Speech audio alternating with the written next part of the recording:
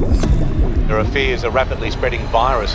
Mysterious new virus. This is a rapidly emerging situation. Tonight, U.S. airports on high alert.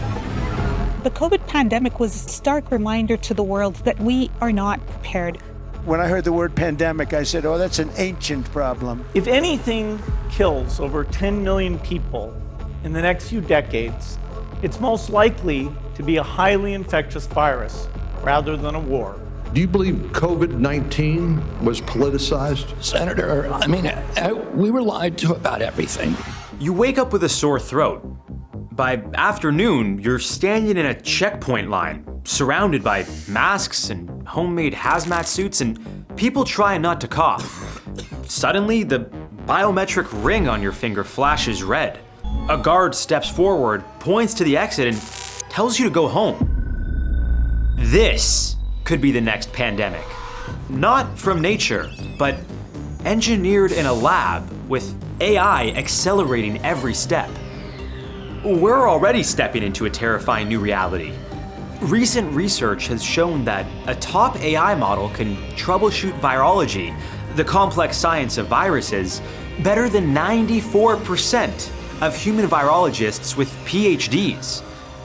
Let that sink in for a minute. The same AI systems that can help design vaccines can also make it easier for the wrong people to build something far worse. It's a double-edged sword. Before you panic, we use Gemini's deep research to build a simulation of this worst-case scenario. Along the way, we'll look at survival strategies and real historical examples to help you prepare for something designed to stay one step ahead of you. So, what happens when the next pandemic is engineered to spread before anyone even knows it's there? How do we stop a super virus when the cure is locked behind patents and politics? And what breaks first in a pandemic like this?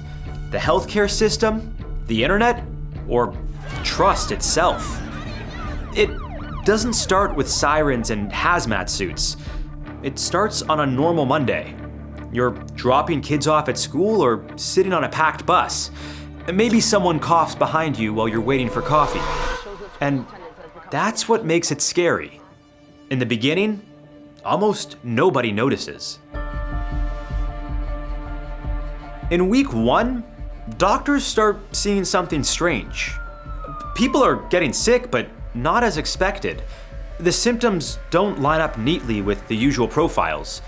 Tests come back negative, then inconclusive, then weirdly inconsistent. One patient looks like flu, another looks like COVID, another crashes with neurological symptoms. None of this fits together. This is the silent breach. In this scenario, the pathogen has an engineered dormancy window, a built-in delay that turns the infected into healthy-looking couriers. It spreads through commutes, family dinners, concerts, airports, and office kitchens while everyone is just telling themselves it's just something going around. But the first weak spot is the same one we saw last time during COVID-19: trust. By week 2, official statements are still cautious, but the internet is not. A nurse posts that something weird is moving through her ER. A teacher says half her class is out sick. Reddit threads explode. TikTok turns into symptom roulette. Group chats fill with screenshots and rumors from somebody's cousin who knows somebody at a lab. The comments section becomes its own outbreak. One side says cover up, another says overreaction, another says lab leak. Old COVID conspiracies come roaring back. Fake cures start trending. Every blurry hospital video becomes proof of someone's worldview. In America, this lands in a public already exhausted by years of vaccine fights, culture wars over health policy, and the RFK era promise to restore trust while rewriting the public health playbook. There's a big difference, Senator, between established science and the scientific establishment. You're telling the American people that the American Medical Association, representing hundreds of thousands of people, have been co-opted and that they should not trust their doctors. So even before the science is settled, the argument is already national. By week 3, the system starts to strain. Hospitals fill up, school absences spike, warehouses start running short-staffed, trash pickup gets delayed, ambulances take longer, pharmacies run low on basics because everyone suddenly wants the same 5 things at once. The whole machine starts coughing, and now another bottleneck kicks in: international coordination. On paper, the world is more prepared than it was in 2020. In 2025, the WHO adopted a big global plan to handle future pandemics, including a new set of rules called PABs. It's basically a fairness contract for viruses. If a country finds a new pathogen and shares the data with the world, they're guaranteed a fair share of the vaccines and profits later. It's meant to stop hoarding and keep everyone talking. But in this simulation, countries want data shared fast. Now, they also want guarantees. Some delay sharing this because they don't want to trigger travel bans, blame, or fights over vaccine patents.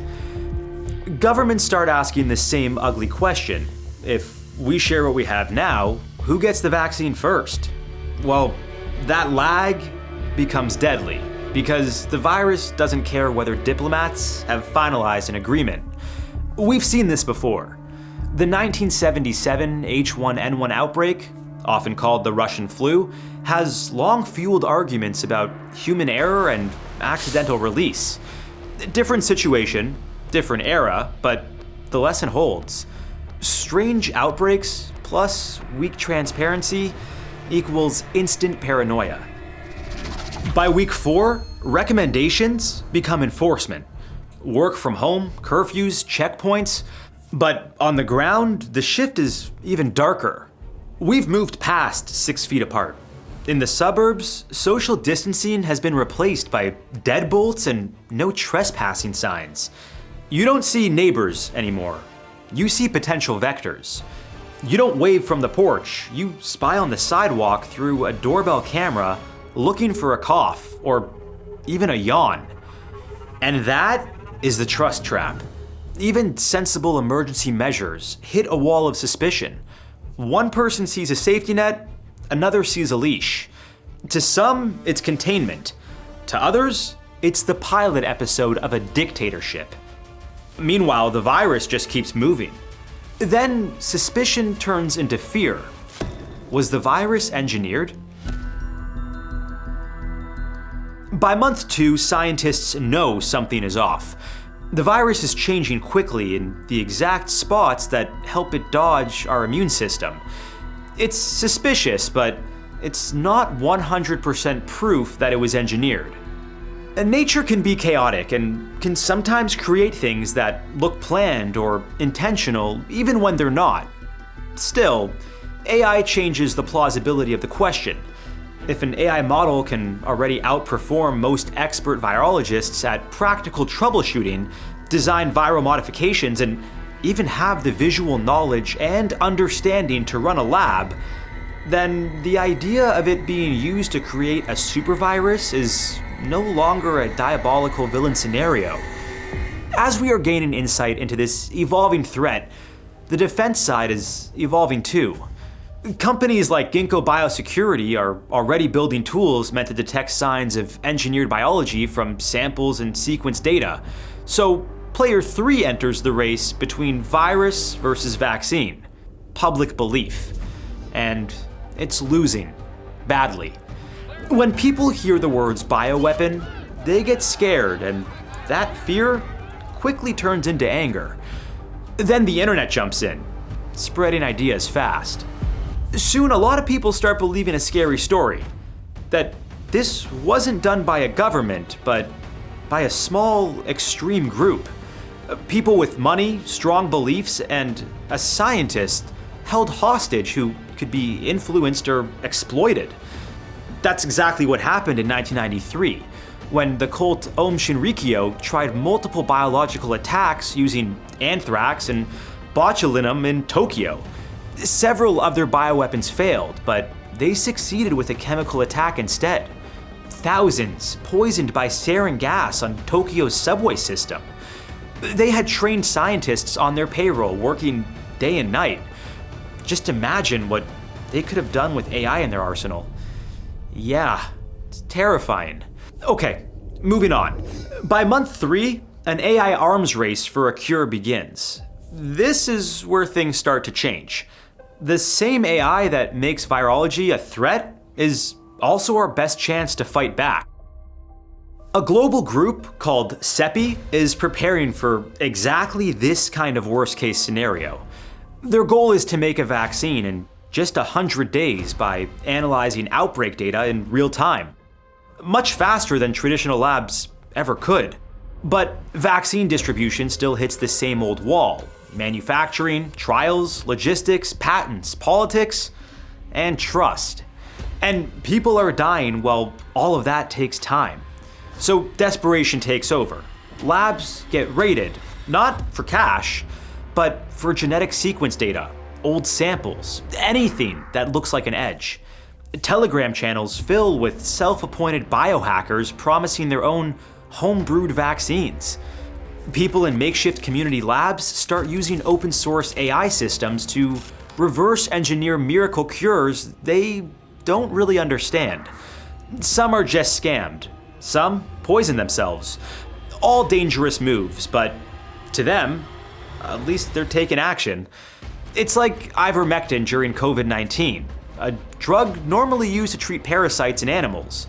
A bunch of people took it because their favorite influencers said so. They got very sick and then ended up in the hospital. We immediately threw the kitchen sink at it. All kinds of meds, monoclonal antibodies, ivermectin, Z-Pak. That's the horror of the moonshine vaccine era. Government trust is so broken that bad science starts to feel more personal, more democratic, more honest. Then comes month 6.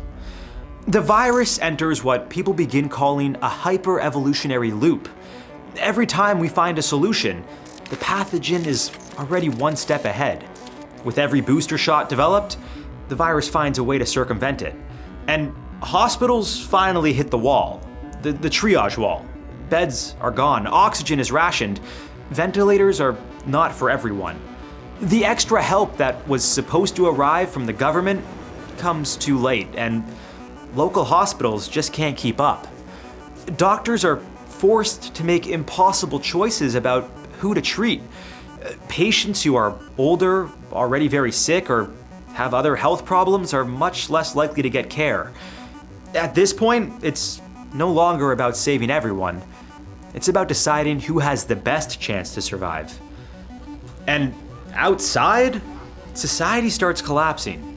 Supply chains sputter, looters smash in pharmacy windows, food gets more local, more expensive, and more guarded. Collapse is just the bridge to the new normal. And the new normal is colder than the virus itself. 1 year in, there is no neat ending. By this point, millions have died. And the divide between the haves and the have-nots grows even wider. The world has fragmented into layers. The first layer is the verified tier. These are people, companies, and districts with money. They have AI health systems watching biomarkers around the clock. They get custom mRNA patches, fast updates, preferred care, and access to controlled movement zones.